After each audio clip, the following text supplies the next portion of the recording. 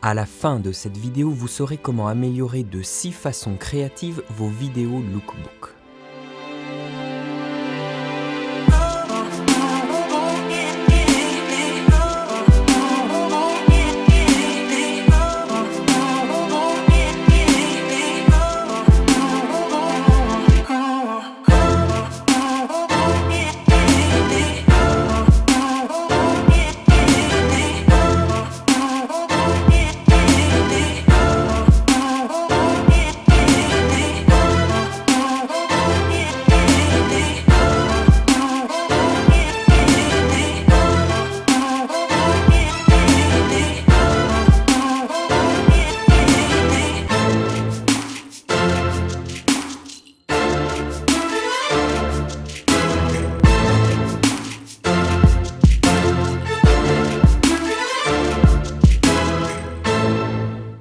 Bonjour tout le monde, bienvenue sur Filmora 9, le logiciel de montage vidéo simple et puissant conçu pour tous les créateurs.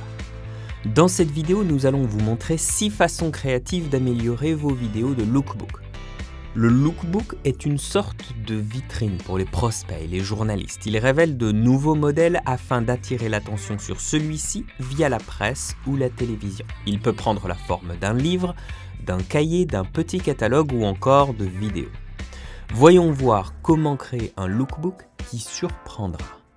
Alors, avant toute chose, passez du temps à créer une liste d'endroits originaux dans votre ville pour filmer. Planifiez vos transitions avant de sortir et de prendre votre caméra. Faire cela vous facilitera grandement les choses au moment du tournage. Pour des prises telles que celle-ci, vous devriez déjà avoir une liste toute faite. Nous avons décidé d'écrire les nôtres et voici à quoi ça ressemble. Vous pouvez checker cette liste dans la description si jamais vous vous décideriez à vous créer un aide-mémoire pour vos propres tournages. Une fois que vous avez couché l'ensemble de vos prises sur papier, il est temps d'aller filmer. La première transition que nous avons pour vous en magasin est la transition de la main qui cache l'objectif. Pour effectuer cette transition, vous devez avoir votre sujet très clairement dans l'objectif. Puis, vous en approchez. Une fois que vous êtes assez prêt, demandez à votre sujet de couvrir complètement l'objectif avec sa main jusqu'à ce que le viseur devienne noir. Demandez ensuite à votre sujet de changer de tenue. Une fois fait, demandez-lui de couvrir à nouveau complètement l'objectif, puis éloignez-vous de sa main et continuez la prise de vue. Plutôt simple, non ? Maintenant, pour la partie édition, ouvrez Filmora 9, importez vos clips et ajoutez-les dans votre timeline. Parcourez le premier clip que vous avez tourné et coupez une fois que l'écran devient noir. Passez au clip suivant et coupez au niveau de la partie noire avant que le sujet ne bouge la main pour montrer sa nouvelle tenue. Vous devriez obtenir un résultat comme celui-ci. Notre prochaine transition se déplace au premier plan. La façon dont nous effectuons cette transition s'apparentera au concept de la dernière transition que nous avons mentionné. Trouvez un objet suffisamment large pour que l'objectif puisse être caché derrière. Pour nous, ce tronc fera l'affaire. Assurez-vous d'avoir un bel angle de vue pour votre sujet en mode défilé de mode. Ensuite, rapprochez votre caméra du tronc ou de l'objet que vous aurez choisi de manière à ce que l'écran devienne noir. Une fois votre sujet dans sa seconde tenue, trouvez un autre objet large dans un autre décor au premier plan pour créer la seconde moitié de votre transition. Donc, même chose au niveau de l'édition, coupez votre premier clip au moment où l'écran devient noir et coupez le second au moment où le noir révèle la scène. Vous savez maintenant créer un mouvement de transition au premier plan.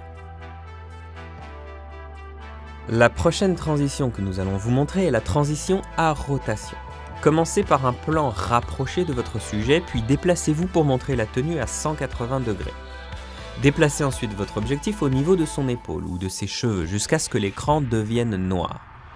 Une fois encore, vous continuerez le même mouvement que vous avez commencé dans le premier clip vidéo. Par contre, prudence, assurez-vous évidemment de discuter de cette transition avec votre sujet avant le tournage afin d'éviter des blessures inopinées au niveau du sujet ou de l'appareil photo. Vous pourriez perdre un ami dans le processus, c'est plutôt pas cool. Pour que vos transitions se fondent naturellement dans le flow de la vidéo, parcourez les images et coupez le clip en 3 parties distinctes. Une première partie représentera votre sujet. La seconde partie correspondra au milieu de la séquence depuis la fin du premier clip jusqu'au commencement de la transition. La troisième correspondra à la partie où le clip entrera dans la transition à proprement parler. Ne touchez pas à la vitesse du clip représentant votre sujet.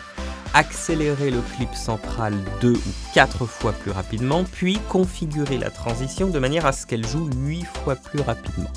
Effectuez les mêmes opérations pour la seconde moitié de la transition, mais en sens inverse. Cela permettra à la vidéo de passer d'une scène à une autre plus rapidement et donc de paraître bien plus naturelle en coupant au maximum et le plus rapidement possible l'écran noir.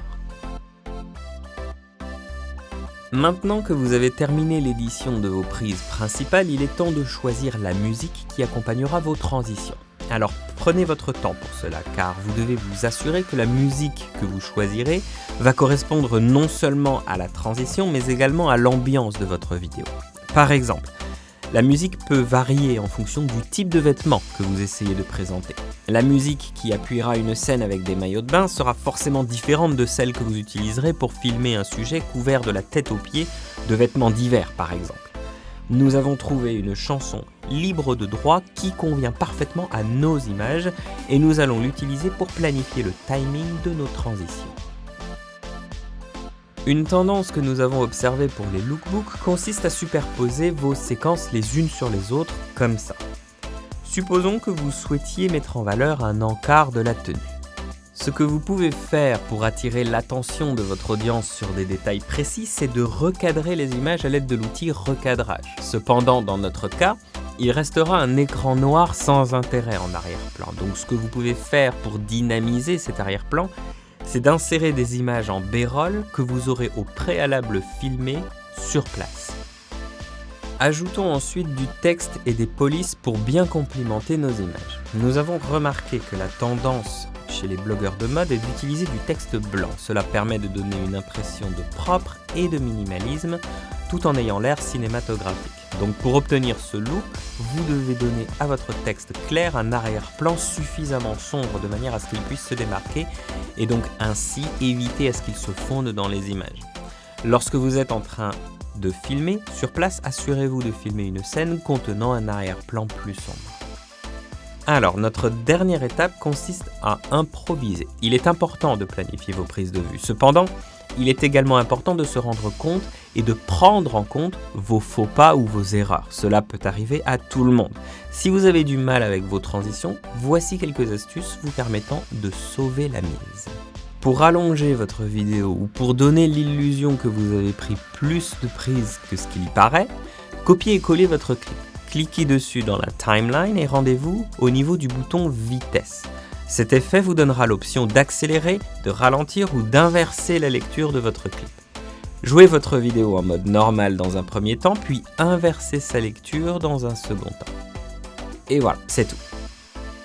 Voilà 6 façons d'améliorer vos vidéos lookbook, une idée de comment vous allez implanter ces conseils. N'hésitez pas à partager votre travail dans les commentaires.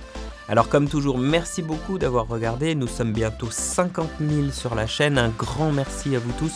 N'oubliez pas d'aimer et de vous abonner à notre chaîne car nous aimerions vraiment beaucoup vous revoir pour la prochaine vidéo.